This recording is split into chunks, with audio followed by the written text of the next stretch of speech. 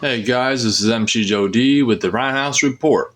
Today is the 25th of April, 1:45 p.m. Eastern Standard Time. There's not a whole lot to report, but I felt there was a need to fill the gap. Okay, so the first thing is Israel and Hamas. Well, actually, yeah, all right. Israel and Hamas, they're continuing with their efforts, and ultimately there will be invasion of Rafah in southern Gaza by the Israeli troops. That's not what I meant to say, though. I meant to talk on something else. I wanted to talk about what has Israel done. Iran attacked Israel. Israel attacked Iran. What's going on now? All right, 6 months ago, I read an article that so many IRGC, which is the Iranian Revolutionary Guard Corps, so many of them have been killed by Israeli airstrikes and assassinations that they are, and I read this 6 months ago, that they are actually withdrawing their forces from southern Syria because they're getting killed. And then, as you know, one of the top IRGC commanders was killed on April 1st. And that's what led to Iran bombing, or trying to bomb, and then Israel hitting Iran. So the only thing that I've seen that's different, it's the same news every day. What's Israel going to do? This is what they did recently in the last 48 hours, or the last 24 hours. They launched 40 strikes against Hezbollah in Lebanon targets, whether that's storage facilities, command and control, killing top guys, killing top commanders. There's a rumor out that the IDF over the past 6 months have killed 50% of the commanders in Hezbollah, field commanders, which is a big deal. So Iran was already doing this 6 months ago. They're like, too many of our guys are getting killed. We're going to push them back into Iran. So they're out of fire. They're not in Syria. They're not in Lebanon.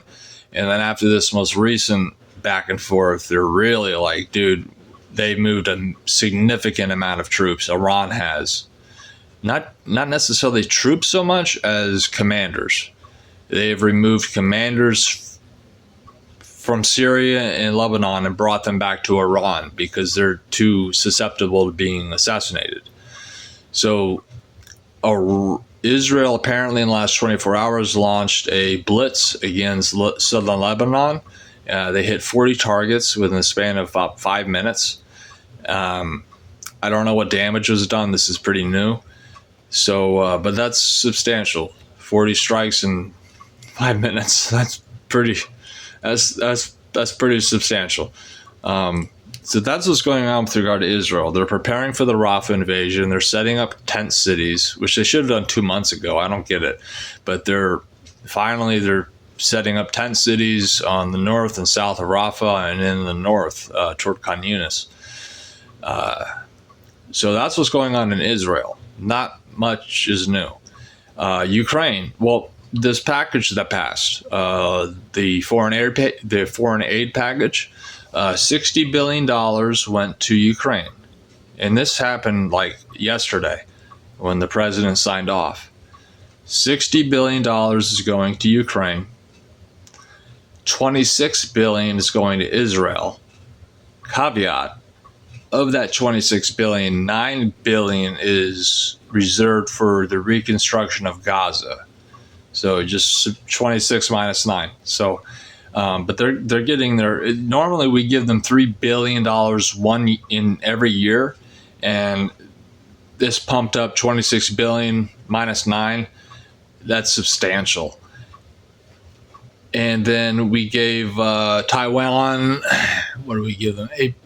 Three. It was either $3 or $8 billion that we gave to Taiwan, and that's just weapon sales. So if China thinks about doing something, they're like, yo, they just got a new batch of weapons. So the the bill gave $60 billion to Ukraine for their fight. They're running out of manpower. They're not going to win this war. I personally feel they should hire mercenaries, maybe 20,000 from. Obviously, Wagner is out of the picture because Wagner was fighting on the behalf of Russia. So, but some other kind. There's lots of them around the world. Some kind of militia not militia, mercenaries that can field 15, 20,000 troops who are battle hardened, experienced, mostly ex-special forces. That's the only thing I can think of. Ukraine is running out of men. Literally, they don't have many soldiers left to fight. So take that 60 billion and take 10 billion of it and hire like a legit mercenary group. I know Britain has a number of them. I know the United States has a number of them. But there's problems there because if the Ukrainians hire Americans or if they hire Brits and those people get killed, which they will be, then it's like, oh, we're fighting the West now. We're fighting Britain. We're fighting. So it's kind of a screwed up situation. But we're trying. We're trying. We, quote, quietly gave some ATACMS to Ukraine. And ATACMS are long-range precision-guided missiles. And as I've said before, the main reason Ukraine is falling is first it was artillery shells. For every 10 that Russia fired, the Ukrainians could only afford to send one back. So 10-to-1 ratio. And now they're getting to the point where they're recruiting people who ought not to be recruited because of their age and their sympathies and etc. So I really think they should hire a freaking mercenary, like a legitimate one, not some piece of crap from like the middle of Africa, like a legitimate, Britain, America. And I know that put us in the crosshairs, but if they're designated as mercenaries, then it shouldn't cause too much of a problem. They're mercenaries. So out of that $60 billion, if I was Ukraine and we're running out of men and Russia's plowing men into the battlefield, they've made significant advances in the last week. Russia has made significant advances in Ukraine over the last week. And if Ukraine could take $5 or $10 billion, I mean, honestly, it'd probably be more like 400 million, and hired a detachment of, say, 20,000 ex-SES from Britain or from the United States, or there's so many mercenaries around the world. But the problem is, what is their combat experience, et cetera, et cetera, et cetera. The people of combat experience with regard to being mercenaries is there's a long-standing group in the the ex-SCS, which is the Special Forces of England. They have a pretty strong mercenary group. The United States obviously is full of mercenaries, but again, you have that problem that if you throw mercenaries into the battle against Russia and Brits and Americans, even if they're mercenaries, it could cause a problem. And people be like, the British are being killed, the Americans are being killed. It could lead to escalation. So why not go to like Kazakhstan, a country in Africa that has a legitimate fighting force? They're all over the world. It could be from Australia. They're all over the world. So I personally feel that given the manpower shortage, the $60 billion is going to help them replenish their ATACMS long-range missiles that are guided. And they are 155 shells for the artillery is going to be provided. But again, how long is this $60 billion package going to last? 3 months? 6 months? In the interim, though, with a 10-to-1 artillery ratio, Ukrainians have been falling back, because they don't have manpower. They're being told, listen, do a tactical withdrawal, do a fighting withdrawal, do a rear guard action, get out of there. So that's Ukraine. Israel I covered. And then the what was it, $3 or $4 billion? I think it was $4 billion that went to Taiwan to just, it's all weapons. It's not like we're giving you cash. It's, we make the weapons and we sell them to you. And in a lot of cases, it comes in the kind of like World War II. What was it called? The lend and lease program with Britain, where we sold them or fronted them old United States naval carriers, weapons, missile or rockets, just anti-ACAT guns, just everything within. I lost my train of thought. I apologize. I'm not going to hit pause. I'm just going to keep going. So we've covered Taiwan, and it's just a bunch of munitions to counter China. And if it's probably just as much munition sales as it is signaling to China that we will uphold our allies. We won't stand back. That's Taiwan. Israel got $26 billion minus $9 billion for Gaza reconstruction.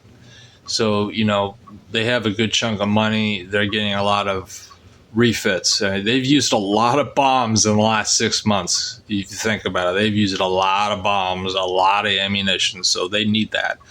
And then Ukraine is just suffering defeat after defeat after defeat. Russia has made major gains in the Ukrainian theater. They have done sweeping tank maneuvers, outflanking maneuvers, straight pushes using Z units. Z units are prisoners from Russia.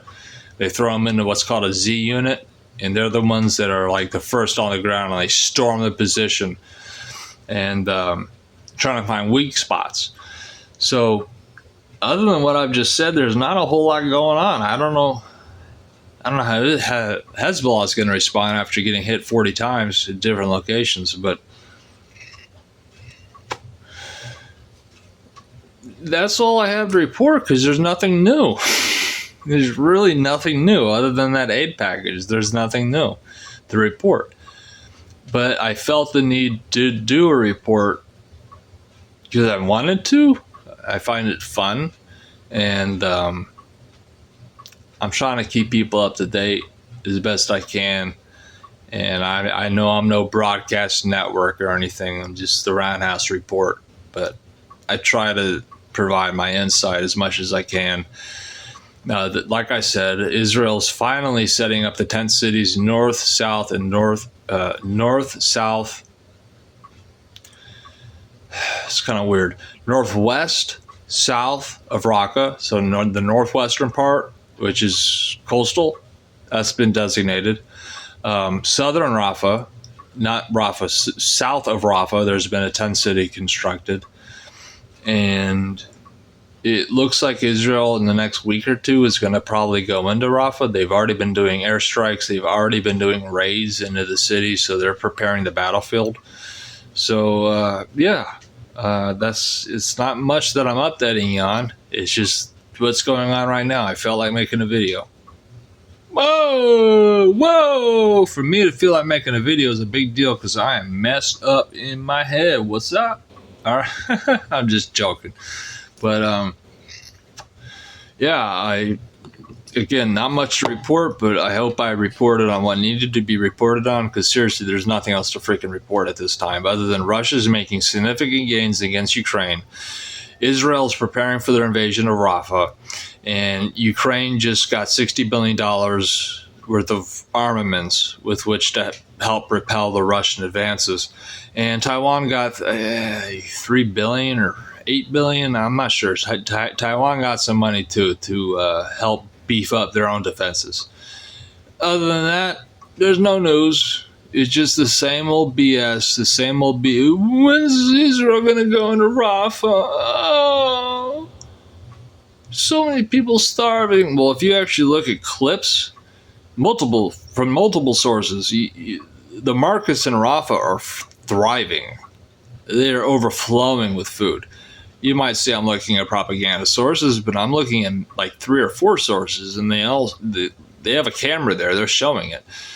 You can still call it propaganda, whatever you want. But this is the Roundhouse Report. Joe D. I'm out. And I know there wasn't much to report, but I hope this did something. All right, guys.